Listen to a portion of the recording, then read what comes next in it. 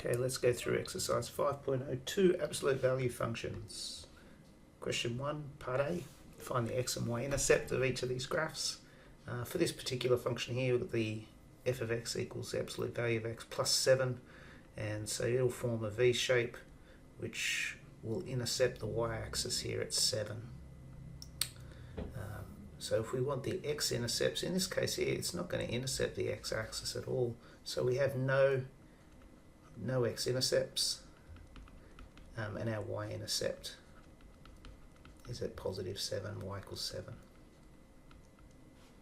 7. For this function here, absolute value minus 2, so it's the V shape, and it's gone down 2 units. So the vertex here would be at minus 2, and because this is an x value in here, we can find these x-intercepts by letting y equal 0.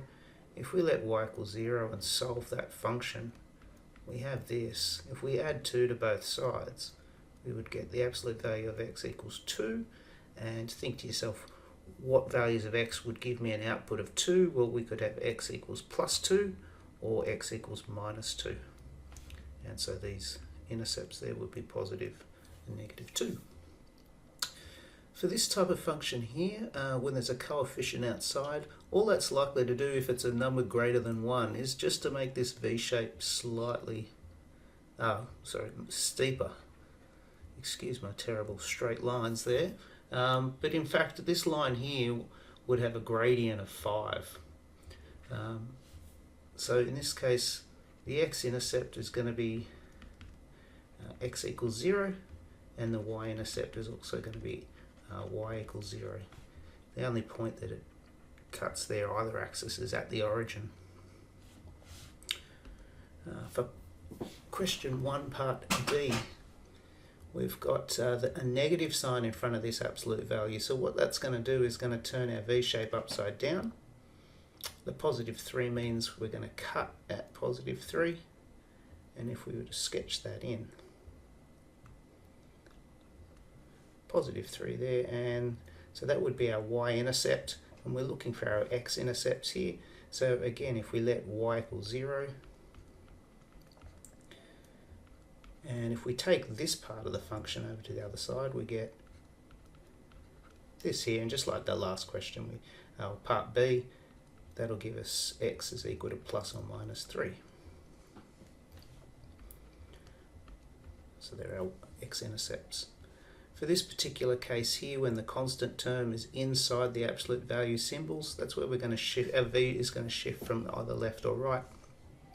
We think to ourselves, where's our x-intercept going to be? Well, if we let y equal 0, think, okay, what value of x would I substitute here to give this term here equal to 0? And that would be negative 6. So we're going to have a V shape. It's going to cut here at negative 6. And where does it cut the y-axis? Well, if we let x equal 0, if you let x equal 0 in that function, you're going to get the absolute value of 6. So y would equal 6. For this last function, f, if we let y equal 0, 3x minus 2, and we're looking for where is this going to be true, it's going to shift across left to right, and we're looking for the point where 3x is in fact equal to 2. X is equal to 2/3, so it's going to be over here, positive 2/3. We're going to get that type of graph there. That's our x-intercept.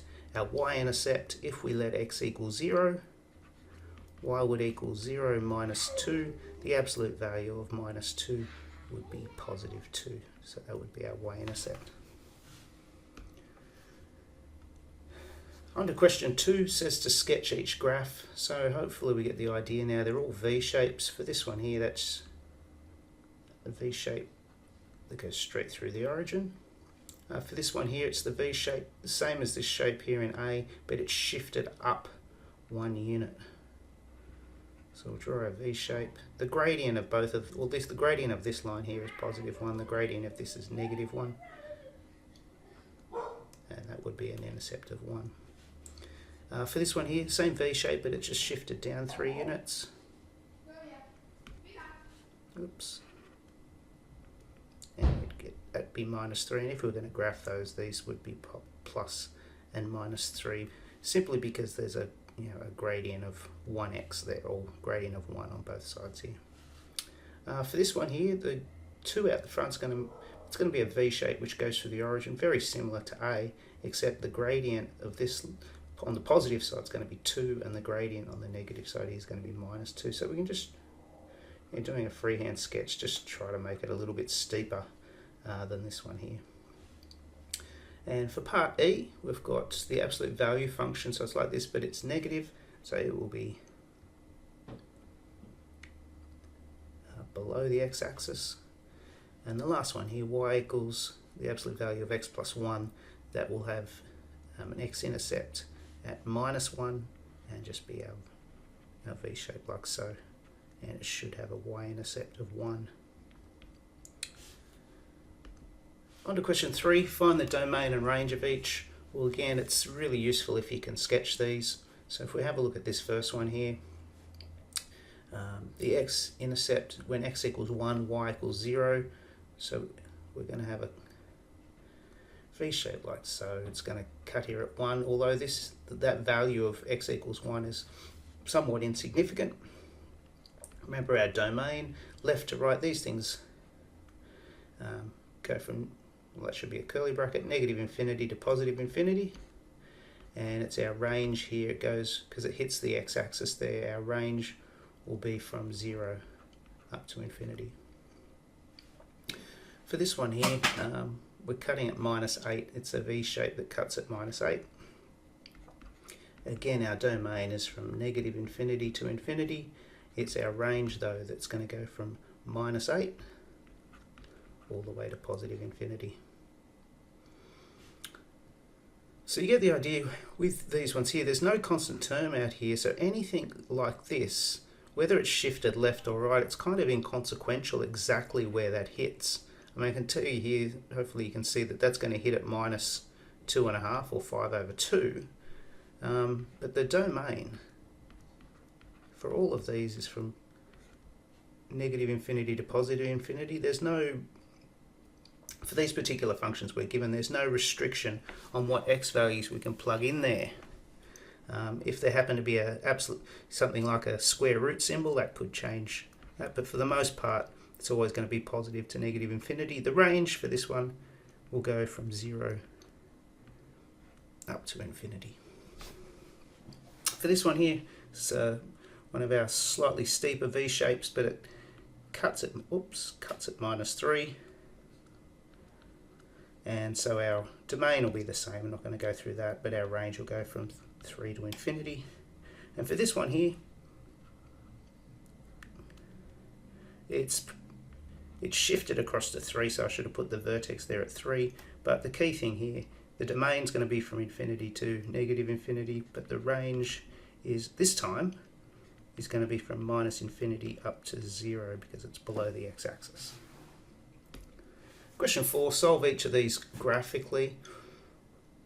The absolute value of x equals 3. So what's technically happening here? If we drew an absolute value function in, and then I'll just take a different coloured pen and write in y equals 3. Now y equals 3 or any constant term like that, remember, is a horizontal line. So when it's saying solve this, it's saying where does this function, the red line, intersect with the horizontal line y equals 3, and we can see it's there at 2 particular points. Now we should be doing these algebraically as well to confirm. Hopefully you can see algebraically that's going to be true when x is either positive or negative 3. And that would be those 2 points there. This one here, we've got x plus 2. So x plus 2, it's going to hit the x-axis at minus 2. We're looking to solve where that's equal to y equals 1, which is a horizontal line through 1. And remember, algebraically, if you're going to solve that, we could solve where does x plus 2 equal 1, and that would be at x equals minus 1, which is this point over here.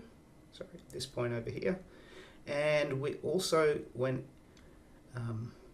minus x minus 2 is equal to 1. And if we go through the math there, we'd see that x is minus 3. For part C, x minus 3, so it's going to be an absolute value function that hits at 3, and y equals 0 is actually the x-axis there, and so it's only going to be that one point. It's only going to have one solution, graphical solution, and that will be at x equals 3. So graphically, these, you probably need, to do it perfectly graphically, you're going to need some graph paper. But otherwise, I would really encourage you when you're doing these, draw your sketch to see what it looks like, but then solve them algebraically. Just as an example of that, and it'll be the last one I do here. I'll solve E. If we're going to sketch this one, if we sketch the actual function here, when does 2x equal minus 3? X is minus 3 over 2, so it's going to be a V shape that's going to hit here at minus 1.5 or minus 3 over 2.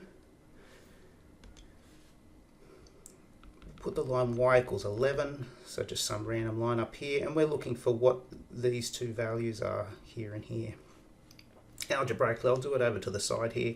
We're trying to find when does 2x plus 3 equal 11, and also when does minus 2x minus 3 equal 11. Take 3 from both sides, 2x equals 8, x equals 4, which will be this solution over here. And for this one here, if we get minus 2x equals 14, x equals minus 7, which is this solution over here. So very hard to do perfectly graphically unless you have the graph paper, but you should definitely know how to do these algebraically to make life a lot easier for you. Hope that's been of some assistance. I hope you're going well. Talk to you next time.